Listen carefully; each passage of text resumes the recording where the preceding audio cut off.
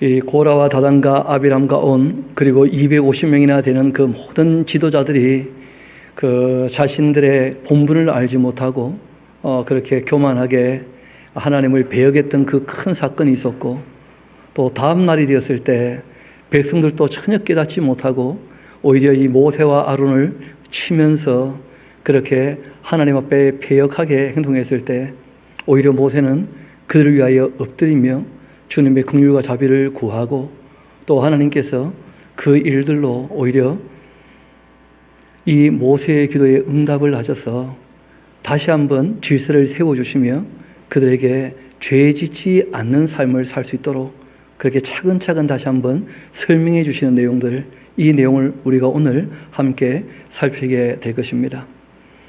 이 죄에 대해서 간혹 기회 있으면 말씀드립니다만은 그 크게 4개 정도로 정리를 내서 보면 좀 도움이 될 것입니다. 여러분, 애굽에서 이미 나온 사람들입니다. 그리고 시내 산에서 언약을 맺은 사람들이에요. 그러니까 삶의 방향을 하나님께로 완전히 돌이킨 사람들입니다. 그럼에도 불구하고 그들에게 속죄에 대한 얘기를 하고 계시거든요. 속건에 대한 얘기를 하고 계시고, 그게 무슨 말이냐면 원죄에 대한 문제는 우리 힘으로 어찌할 수 없는 것입니다. 그리고 또 우리가 약해서 짓는 죄라 할지라도 죄를 짓는 순간 죄는 지나가 버리지 않습니까? 그래서 이 죄에 대한 값은 우리 힘으로 치를 수가 없다는 거예요.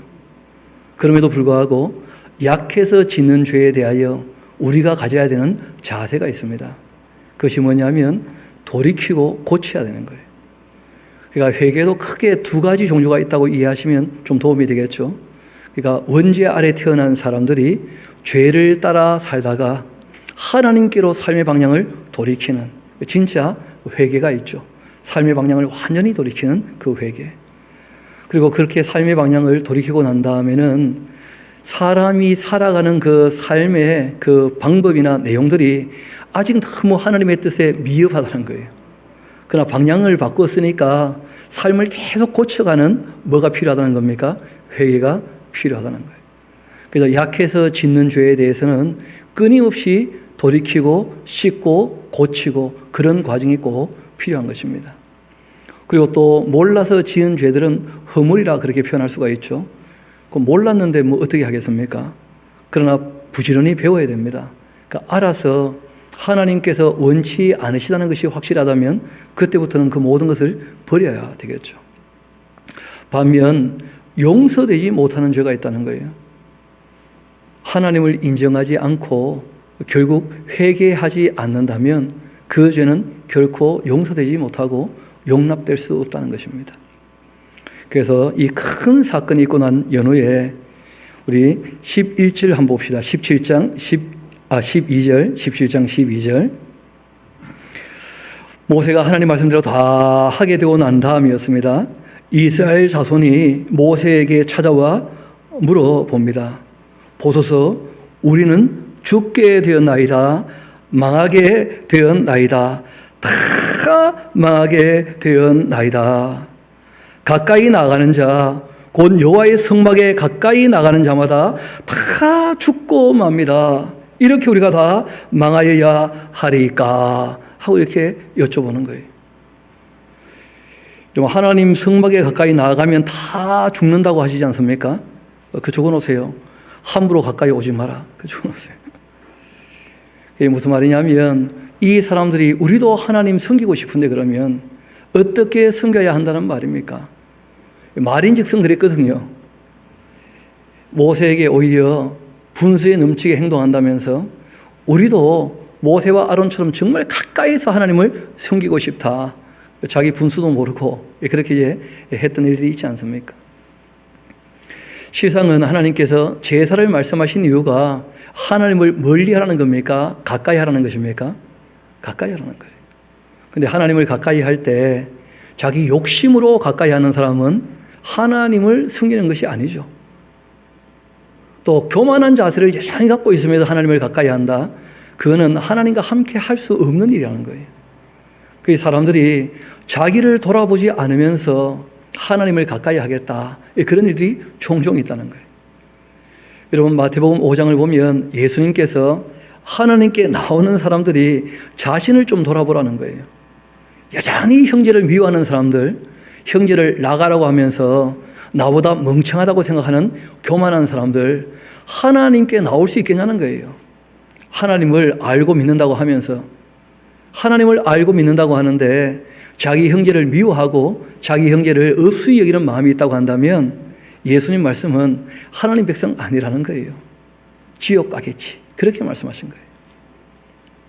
또 형제하고 다투어서 서로 화목하지 않고 화해하지 않고 하나님께 나올 수 있겠냐는 거예요. 하나님께 가까이 하는 것이 다가 아니라는 거예요. 자신을 살펴보라는 거예요.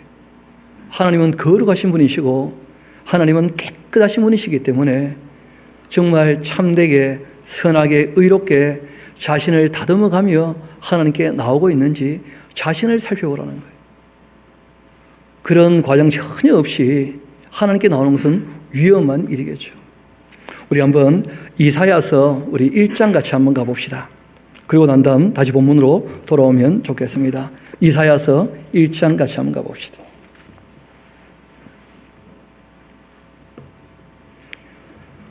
이사야서 1장 제가 14절부터 한번 읽어드리겠습니다.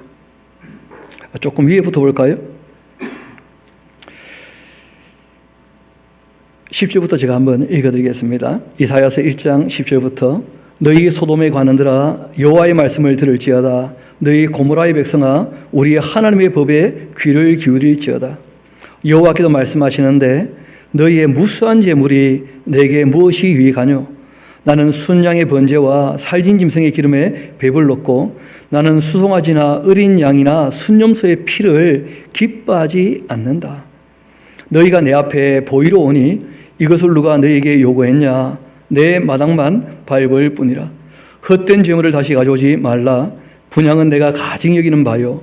월삭과 안식일과 대회로 모이는 것도 그러하니 성회와 아울러서 악을 행하는 것 내가 견디지 못하겠노라. 내 마음이 너희의 월삭과 정한제기를 싫어한다.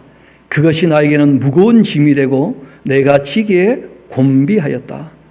너희가 손을 펼 때 내가 너의 눈을 너희에게서 가려버리고 너희가 많이 기도한다 할지라도 내가 듣지 아니할 텐데 이는 너희의 손에 피가 가득함이라. 악한데 하나님께 나온다. 하나님 만날 수 없다는 거예요. 그래서 하신 말씀이 있습니다. 우리 16절, 11절은 같이 한번 읽어봅시다. 시작.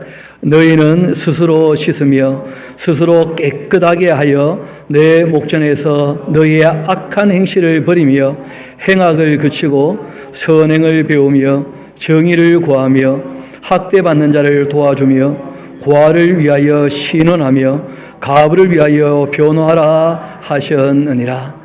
그렇게 자신의 삶을 살피면서 하나님께 나오라는 거예요. 그때 하나님께서 말씀하십니다. 오라 우리가 서로 대화를 하자. 그렇게 자신을 살피고 오는 사람이라면 그 죄가 주홍 같을지라도 눈과 같이 희어지게 될 것이고 진홍같이 붉을지라도 양털과 같이 희게 될 것이며 너희가 즐겨 순종한다면 땅의 아름다운 소산을 먹게 될 것이고 너희가 거절하여 배반한다면 칼에 삼켜지게 될 것이다. 여호와의 입의 말씀이니라. 그래서 이런 일련의 여러 가지 사건을 경험하면서 이스라엘 백성들이 하나님 앞에 서는 그 자세를 하나하나 배우게 되는 거예요. 그래서 오늘 저희들도 찬양 예배할 때 기도하실 때 그런 말씀 우리가 듣지 않았습니까? 같은 마음으로 기도했을 터인데 한 주간 동안 주님 말씀을 쫓아서 정말 정직하고 성실하게 그렇게 살아가고 그리고 합당하게 예배할 수 있도록 주님께서 불러주신 것 감사하다. 이번 한 주간도 또 그렇게 살 수 있게 도와주시라. 우리가 예배를 준비한다라고 하는 것은 토요일 정도에 한번 자기 삶을 돌아봐야 돼요. 그리고 정말 부족한 부분이 있다면 하나님 앞에 삶의 방향을 다시 맞추어 놓고 그리고 화해할 거 있으면 화해하고 돌이키고 그리고 하나님 앞에 나와야 하겠죠. 다시 이제 본문의 말씀으로 돌아오도록 합시다. 그 이스라엘 백성들이 그러면 어떻게 해야 됩니까? 하고 이제 얘기를 하게 될 때 그 레위 사람들이 지금 문제를 일으켰던 거 아닙니까? 그렇죠?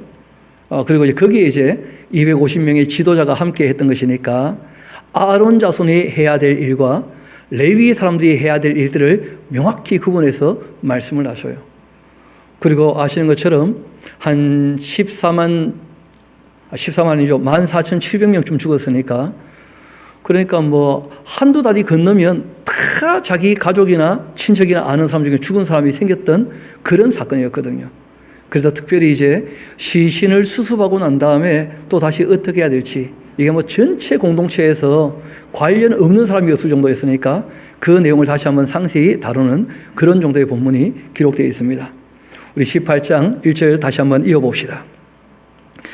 백성들이 다 우리가 하는 게 가까이 하니 다 죽고 우리가 망하는 것처럼 보이는데 어떻게 하면 좋을지 하고 이제 여쭈었더니 여호와께서 아론에게 말씀하시죠. 너와 내 아들들과 내 조상의 가문은 성소에 대한 죄를 함께 담당하면 될 것이고, 그리고 너와 내 아들들은 너희의 제사장 직분에 대한 죄를 함께 담당할 것이라 하고 말씀하십니다. 그리고 너는 내 형제 레위 지파고 너희의 조상의 그 지파를 데려다가 너와 함께 있게 해서 너와 내 아들들이 증거의 장막 앞에 있을 때 그들이 너를 돕게 하라. 그러니까 아론의 이 집안은 제사장 집안이지 않습니까? 그러면 아론의 가문은요, 그 레위 지파거든요. 그러니까 레위인들이 너희를 돕게 하라. 그렇게 말씀하신 거예요. 그래서 함께 이스라엘 백성들을 어떻게 하는 겁니까? 섬기는 거예요, 실제로는. 함께. 레위인은 너의 직무와 장막의 모든 직무를 지키려니와 이 성소의 기구와 제단에는 가까이 하지 못할 것이다. 그 레위 사람들, 특별히 그 세 명의 아들들, 그 후손들이 해야 될 역할들이 있지 않습니까? 그렇죠? 고앗과 게르손과 무라리가 다 일을 나누어서 이제 하게 되지는데, 그렇게 너희들이 이동하면서 성막을 옮기는 일들을 하고, 실제로는 가나안 땅에 들어가서 48개 성읍에 흩어져 가지고 이스라엘 백성들을 교육하는 거예요. 행정적으로 지원하는 것이고, 그리고 이제 이 성막을 중심으로 해서 제사에 관계된 일체의 일은 아론의 집안 사람들, 하나님께서 제사장으로 세운 사람들이 감당하는 것이다 하고 이제 말씀하신 것입니다. 지금 우리와는 뭐 전혀 상관이 없는 그런 이 혈통적인 내용이기는 합니다만은, 이 당시에는 그렇게 하나님이 세우신 질서에 대해서 따르지 않으면 문제가 되는 것이니까 거기에 대해서 말씀을 하신 것이죠. 이어봅시다. 성소의 기구와 제단에는 가까이 하지 못할 것이니까 두렵건대 그들과 너희가 죽을까 한다. 분수에 넘치게 너무 가까이 오면 죽는 수가 있다. 이런 말씀을 하신 거예요. 레위인은 너와 합동하여 장막의 모든 일과 회막의 직무를 다 할 것이고, 다른 사람은 너희에게 가까이 하지 못할 것이다. 그러니까 레위인은 또 그 장막의 모든 일, 회막의 직무를 다 하겠지만 일반 다른 지파 사람들은 또 그렇게 함부로 할 수 없다는 거예요. 그 이유가 있죠. 원래 장자가 대표로 하나님을 섬기는 거 아닙니까? 그런데 이스라엘 백성들 중에 모든 장자와 레위 지파를 어떻게 한 거예요? 맞바꿨으니까. 그러니까 하나님을 섬길 때 하나님께서 정해놓으신 법이 있다는 거예요. 그 법을 넘지 않도록 그렇게 말씀을 하신 것이죠. 지금이야 이 예수님 안에서 이 모든 게 다 정리가 되었습니다만은, 왜냐하면 죄 문제가 다 해결되었고 사망의 문제까지 다 해결되었기 때문에 우리가 예수님 이름만 가지고 얼마든지 아버지 하나님께 나아갈 수 있게 되었는데, 이때는 그런 시대가 아니었기 때문에 그런 것이죠. 이어봅시다. 5절입니다. 이와 같이 너희는 성소의 직무와 제단의 직무를 다 하라. 그렇게 하면 여호와의 진노가 다시는 이스라엘 자손에게 미치지 아니할 것이다. 그러니까 남의 일에 탐내지 말고 맡겨진 직무를 어떻게 하라는 거예요? 다 하라는 거예요. 맡겨진 직무를. 그러면 당연히 망하거나 죽지 않지. 하나님을 가까이 한다 할지라도 자기 역할을 잘 감당한다면 뭐가 문제가 되겠는가? 이어 말씀하십니다.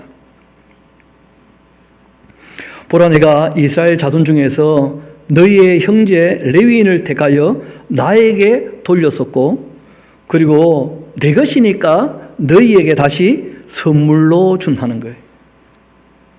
그러니까 레위인은 제사장들에게 주신 선물이라는 거예요. 그 의미가. 그래서 함께 하나님을 섬기게 한 사람들이다. 그 레위인들이 교만하게 굴었기 때문에 특별히 이제 그렇게 말씀을 하신 것 같아요. 그리고 회막일을 하게 하였다. 너와 내 아들들은 제단과 휘장 안의 모든 일에 대하여 제사장 직분을 지켜 섬겨야 한다. 내가 제사장 직분을 너에게 선물로 주었다.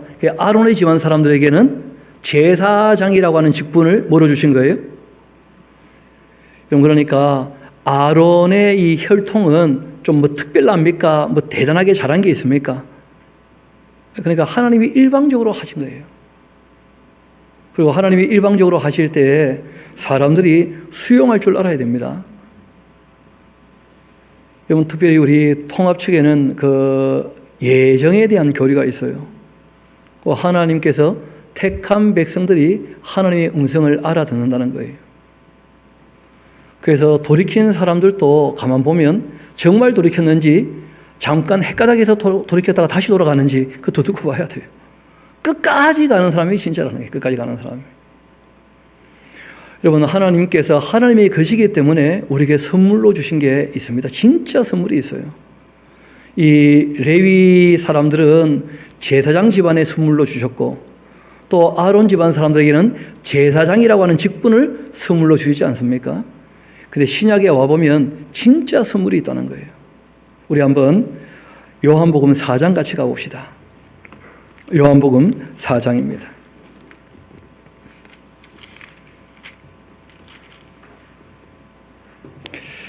이번에는 맞아야 될 텐데, 그죠?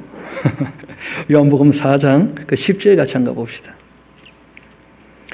예수께서 대답하여 이르시되 너가 만일 하나님의 선물과 또 너에게 물 좀 달라는 네가 누구인 줄을 알았다면 너가 그에게 구하였을 것이고 그가 생수를 너에게 주었을 것이다.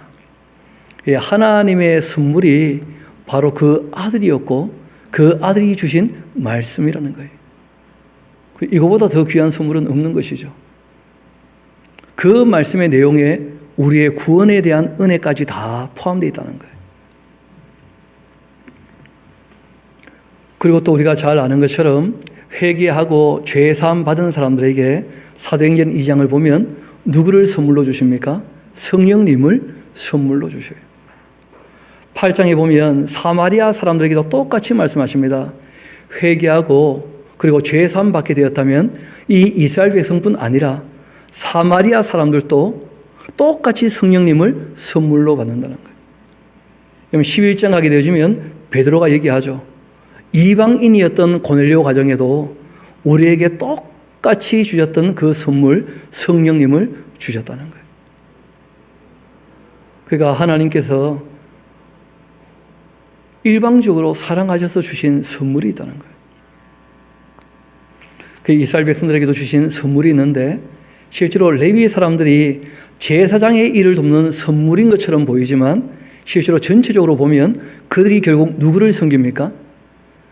하나님 앞에 레위 사람들을 바쳤는데 하나님께서 그 레위 사람을 통하여 이스라엘 모든 12지파 사람들이 하나님을 알 수 있도록 하나님을 따를 수 있도록 그렇게 오히려 선물로 내어주셨다는 거예요. 그리고 이제 에베소서 우리 4장을 한번 가봅시다. 뭐 이왕 얘기가 나왔으니까 에베소서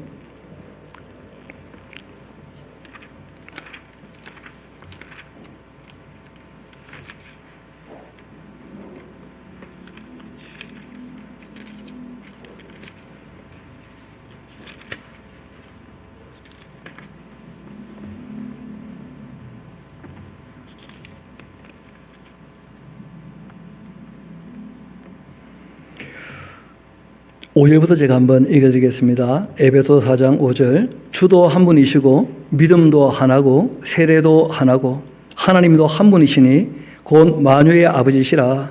만유 위에 계시고 만유를 통일하시고 만유 가운데 계시도다.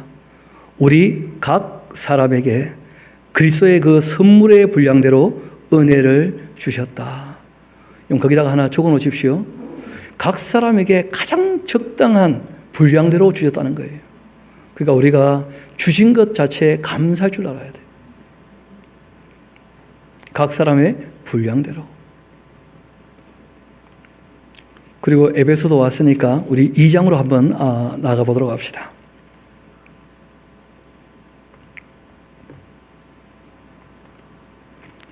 그 8절 말씀 아주 유명한 말씀이죠. 우리 함께 같이 읽어보시면 좋겠습니다. 에베소 2장 8절입니다.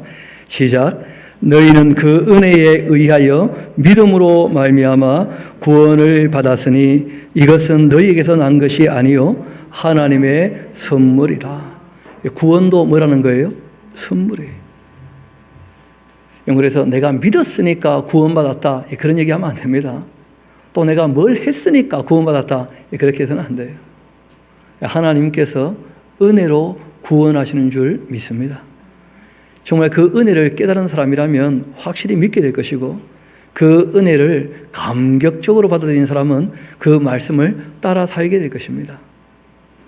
그러니까 시간적인 순서가 좀 다르다는 거예요.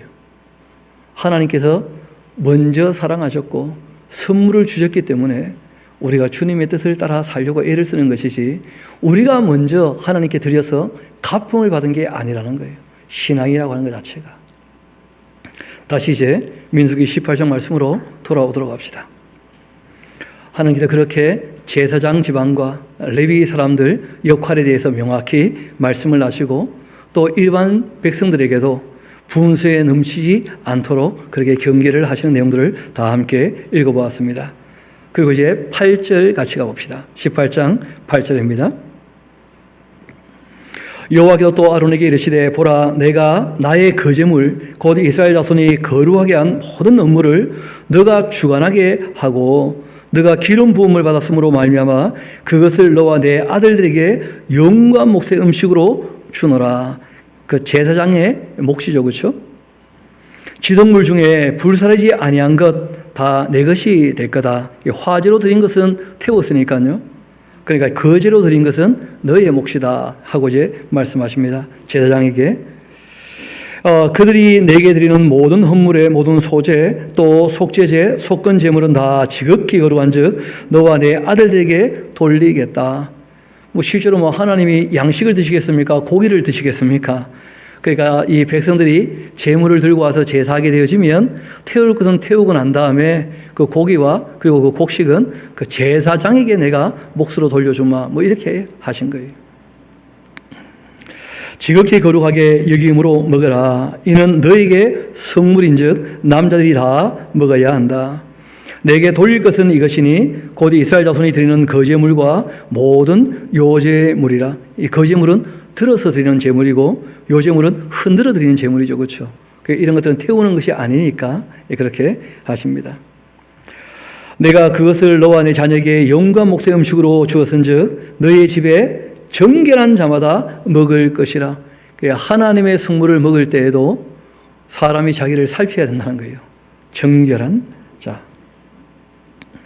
그들이 여호와께 드리는 첫 소산 곧 제일 좋은 기름과 제일 좋은 포도주와 곡식을 내게 주었으니까 그들이 여호와께 드리는 그 땅에 처음 익은 모든 열매는 내 것이니 너희 집에서 정결한 자마다 먹을 것이다.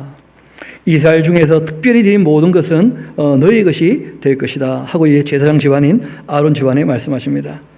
여호와께 드리는 모든 생물에 처음 나는 것 사람이나 짐승이나 다 내 것이로되 처음 태어난 사람은 반드시 대속할 것이고 처음 태어난 부정한 짐승도 대속할 것이며 또 그 사람을 대속할 때에는 난지 한 달 이후에 내가 정한 대로 성소의 세겔 따라 은 5세겔로 대속하라. 한 세겔은 20게라다. 오직 처음 태어난 소, 처음 태어난 양, 처음 태어난 염소는 대속하지 말지니 그것들은 거룩한즉 그 피는 제단에 뿌리고 그 기름은 불살라 여호와께 향기로운 화제로 드릴 것이며 그 고기는 내게 돌릴지니 흔든 가슴과 오른쪽 넓적다리 같이 내게 돌릴 것이라. 쉽게 말하면 정한 짐승은 하나님께 바치면 돼요. 그렇죠? 근데 부정한 짐승은 바칠 수 있습니까? 없습니까? 그러니까 이제 맞바꿔야 돼요. 대속을 해야 되는 것이죠. 또 사람이 태어나면 그 죽일 수 없잖아요. 그렇죠? 그러니까 또 대속하는 것이죠. 뭐 그렇게 하라 하신 겁니다.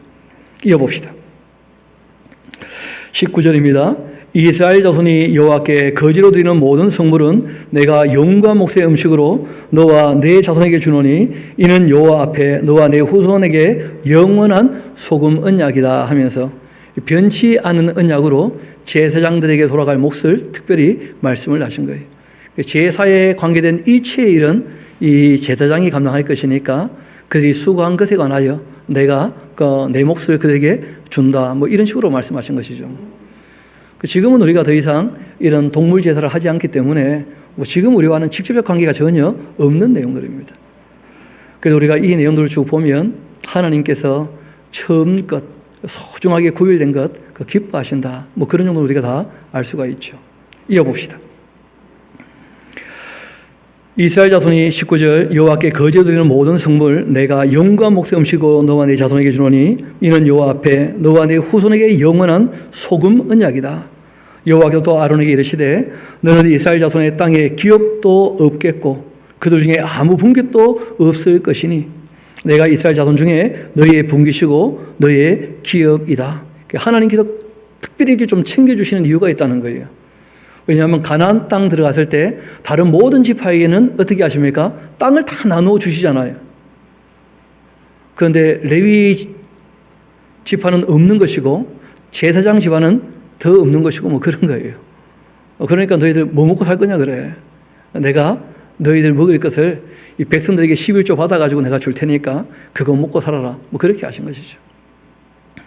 그래서 구약의 이 11조의 개념은 지금으로 말하면 그 세금의 개념입니다. 이 레위 사람들이 종교인이면서 공무원처럼 그 이스라엘 백성들을 섬기는 거예요. 이어봅시다. 내가 이스라엘의 11조를 레위 자손에게 기업으로 다 주어서 그들이 하는 일 곧 회막에서 하는 일을 감나니 이후로는 이스라엘 자손이 회막에 가까이 하지 말 것이라 죗값으로 죽을까 하노라. 그러니까 회막에 관계된 일은 누구에게 맡겨져 있는 겁니까? 레위 자손들에게. 뭐 그렇게 이제 하나님께서 각 사람의 분량대로 일을 맡기신 거예요. 그러나 레위인은 회막에서 봉사하며 자기들의 죄를 담당할 것이고 이스라엘 자손 중에는 기업이 없을 것이니 이는 너희 대대의 영원한 율례가 될 것이다. 이스라엘 자손이 여호와께 거지로 드리는 11조를 레위인에게 기업으로 주었으므로 내가 그들에 대하여 말하기를 이스라엘 자손 중에 기업이 없을 것이라 그렇게 하였노라. 뭐 제사장도 마찬가지지만 레위인도 뭐가 없는 거예요? 기업이 없으니까. 그래서 이제 11조를 그들에게 준다. 뭐 그렇게 한 것이죠. 또 레위인도 이제 11조를 가지고 먹고 살 때 수입이 생기잖아요. 그렇죠? 그럼 거기에 대한 11조를 또 얘기하신 거예요. 여호와께서 모세에게 말씀하여 이르시되 너는 레위인에게 말하여 그에게 이르라 내가 이스라엘 자손에게 받아 너희에게 기업으로 준 11조를 너희가 그들에게서 받을 때 그 11조의 11조를 거지로 여호와께 드리라. 내가 너희의 거제물을 타작마당에서 드리는 곡물과 포도즙 틀에서 드리는 즙같이 여기리니 너희는 이스라엘 자손에게서 받은 모든 것의 11조 중에서 여호와께 거제로 드리고 여호와께 드린 그 거제물은 결국 이제 누구한테 돌아갑니까? 제사장 아론에게. 뭐 이렇게 되는 거예요. 11조 문제 때문에 조금 이렇게 고민하시거나 또 이 정리가 안 돼가지고 어려워하시는 분들 계시는 것 같아서 간략하게 좀 말씀을 드리겠습니다. 뭐 저희 교회 성도님들은 몇 번 들어서 잘 아시겠습니다만은 구약의 이 원래 11조는 율법에 나오는 11조는 세금이에요, 세금. 그러면 실제로 구약에서 처음 11조는 아브라함의 11조입니다. 아브라함의 11조. 그리고 이제 신약에 와서 예수님이 말씀하셨던 너희가 이것도 버리지 말아야 한다라고 말씀하실 때 그 11조는 그 유대인들에게 하신 말씀이에요. 그럼 지금 교회의 11조는 어떤 것이냐면 모든 성도가 다 제사장 아닙니까? 그렇죠? 그래서 우리가 다 십시일반으로 하나님의 일에 참여하려고 우리가 11조와 헌물하기로 약속을 하고 하나님의 일에 함께 동참하는 거예요. 동참하는 거. 그래서 목사가 레위인이냐 제사장이냐 그렇지 않다는 거예요. 그렇다면 저는 오늘 수지 맞겠죠? 전혀 그런 게 아니라는 거예요. 그러니까 전임 사역자니까 생활에 관하여서 도움을 받는 것이고 11조는 다 함께 우리가 하나님의 교회를 섬겨서 우리가 제사장이니까 제사장 역할을 감당하기 위하여 활용하는 거예요. 그래서 교회의 모든 이 예물들을 다 함께 모아가지고 재정을 만들어서 주님의 뜻대로 사용하려고 우리가 어떤 모임을 갖게 됩니까? 재직회라고 하는 모임을 갖는 거예요. 교회의 모든 재정적인 문제에 대해서 의논하는 것은 재직회의 역할입니다.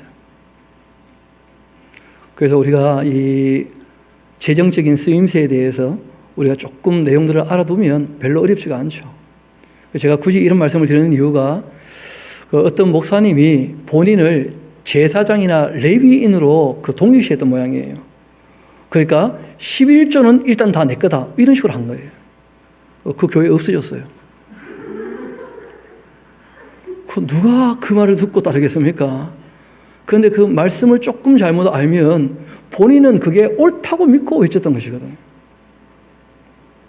참 안타깝지만 역사가 어떻게 흘렀는지 모르면 그런 오해가 생기는 거예요. 그래서 원래 11조는 자원한 것이었었고 율법에서 얘기하는 그 11조는 레위인은 하나님께서 뽑아서 이스라엘 백성에게 선물로 주셨는데 그들이 먹고 살 길이 없기 때문에 종교 공무원으로서 세금으로 너희들이 먹고 살라 하는 그런 개념이었고, 신약에 와서 유대인들에게 말씀하신 것은 그건 또 딴 문제고요. 지금 우리가 11조 하는 것은 세례식을 할 때 우리가 하나님의 일에 동참하기로 그렇게 11조 하기로 한 거예요. 왜냐하면 성경을 보니까 레위인도 제사장도 다 11조 합니까? 안 합니까? 다 하니까. 그래서 우리가 제사장이지만 하나님의 일에 함께 참여하는 것으로 그렇게 이해하면 크게 어렵지 않을 겁니다. 약속한 대로 하는 거예요. 자원에서 하는 게 그게 원래 본질이기도 하죠. 이어봅시다.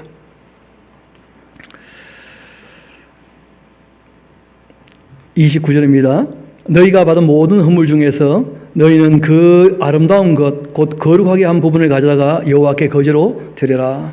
이러므로 너는 그들에게 이르라. 너희가 그 중에서 아름다운 것을 가져다가 드리고 남은 것은 너희 레위인에게는 타작마당의 소출과 포도주 틀의 소출같이 되리니 너희와 너희 권속이 어디서든지 이것을 먹을 수 있음은 이는 회막에서 일한 너희의 보수가 되기 때문이다.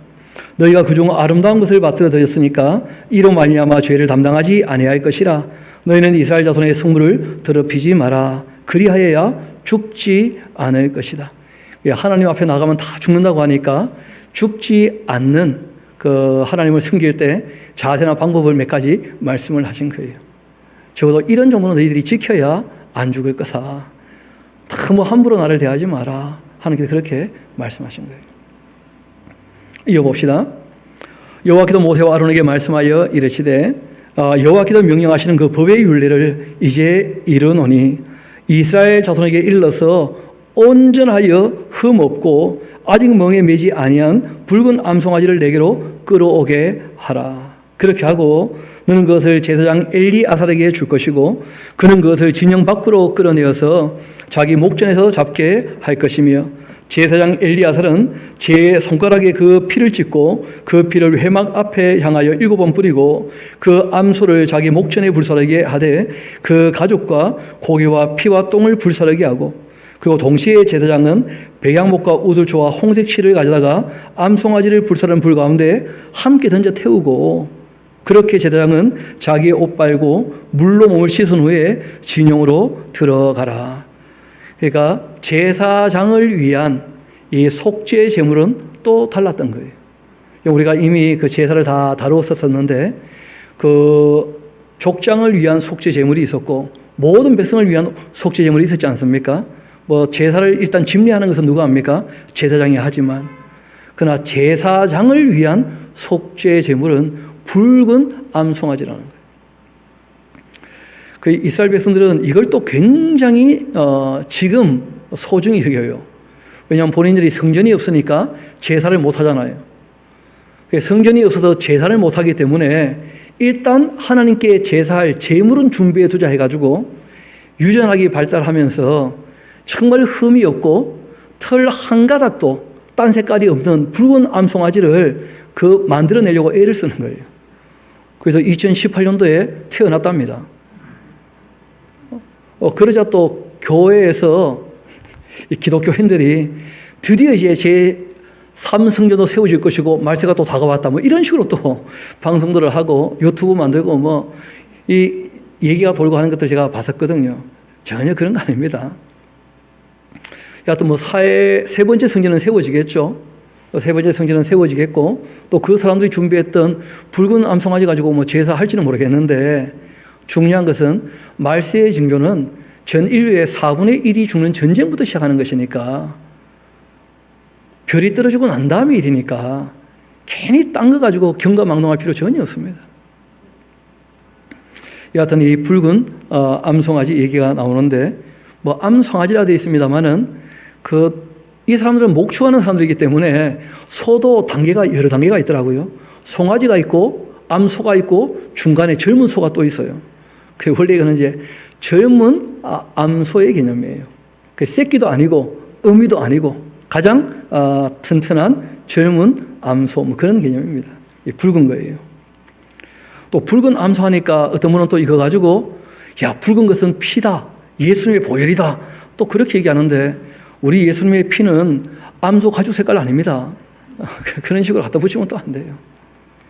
이 당시 이제 제사장들에게 좀 특별히 얘기하시면서 어떤 얘기를 하시고자 하시느냐 하면 이 죄로 말미암아서 잿물이 이제 있게 되면 씻을 때 그냥 물로 씻을 수 없는 것들이 있다는 거예요. 여러분 그러니까 우리가 부정을 얘기할 때 그 속죄를 해야 되는 부정이 있었잖아요. 그렇죠? 또 물로만 씻으면 되는 부정이 있었잖아요. 그 어떤 부정은 잿물로 씻어야 되는 부정들이 있어요. 특별히 이제 이 시체를 손댔던 사람들, 그 악을 행해서 죽었던 사람들, 이 사람들의 시신을 다 수습하고 난 다음에 그 씻어야 될 때에는 잿물로 씻어라. 예, 그런 얘기를 하고 계셔요.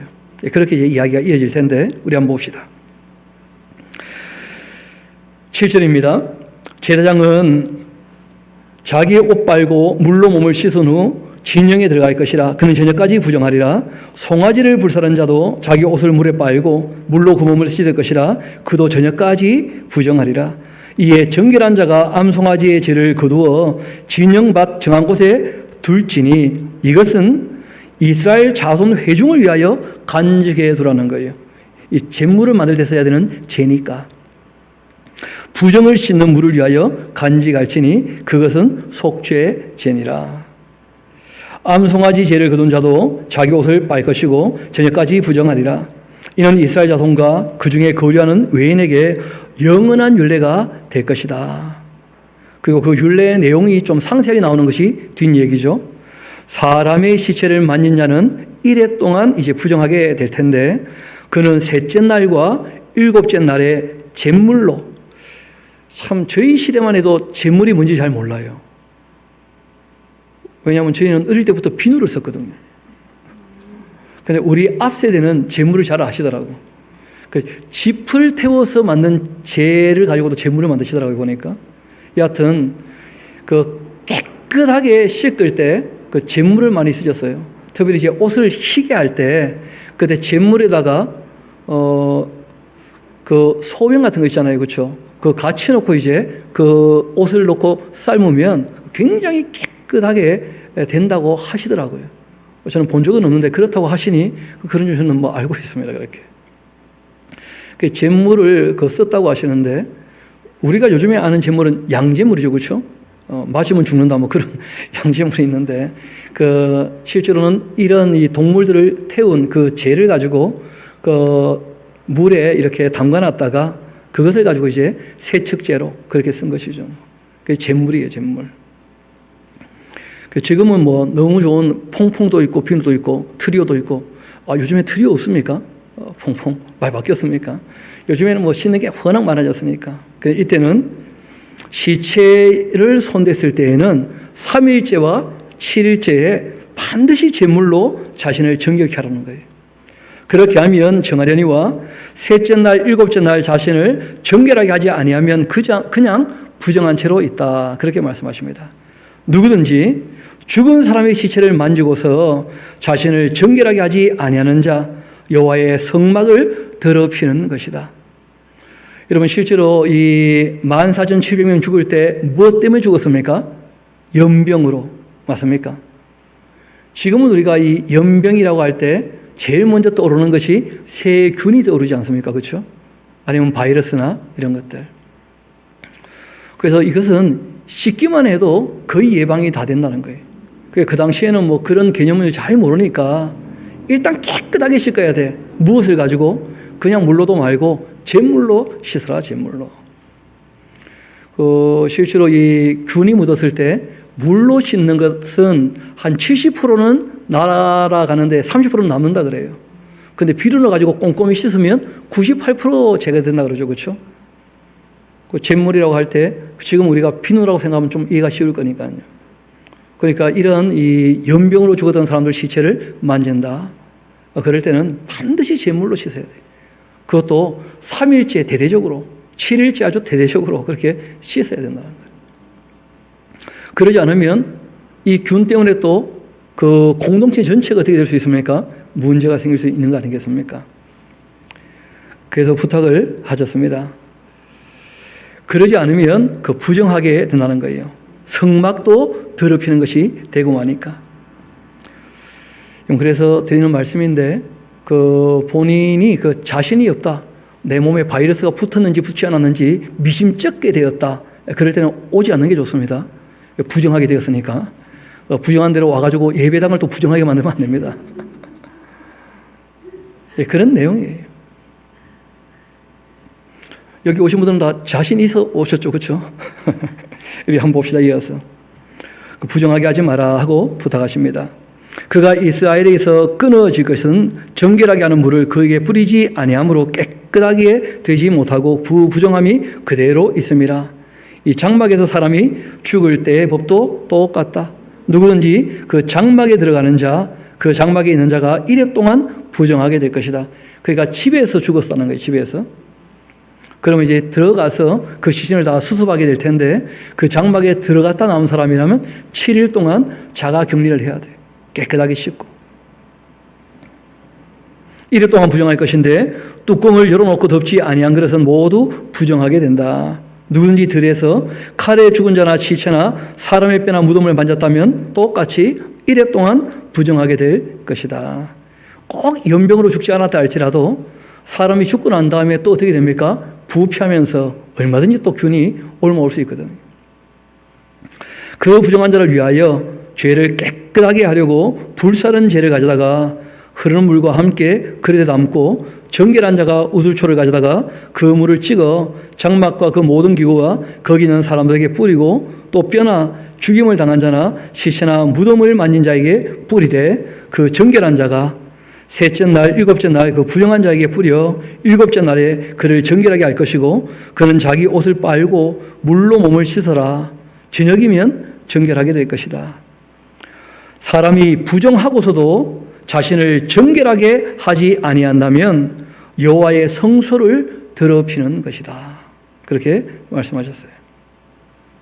그러므로 회중 가운데에서 끊어질 것이니라. 그는 정결하게 하는 그 물로 뿌림을 받지 아니하였은즉 부정하니라. 이는 그들의 영구한 율례니라. 정결하게 하는 물을 뿌린 자 자기의 옷을 빨 것이며 정결하게 하는 물을 만지는 자 저녁까지 부정할 것이며 부정한 자가 만지는 것은 무엇이든지 부정할 것이며 그것을 만지는 자도 저녁까지 부정하리라 하고 이렇게 말씀하신 거예요. 그러니까 하나님께서 공동체 안에 들어올 때에는 자신을 어떻게 하라는 거예요?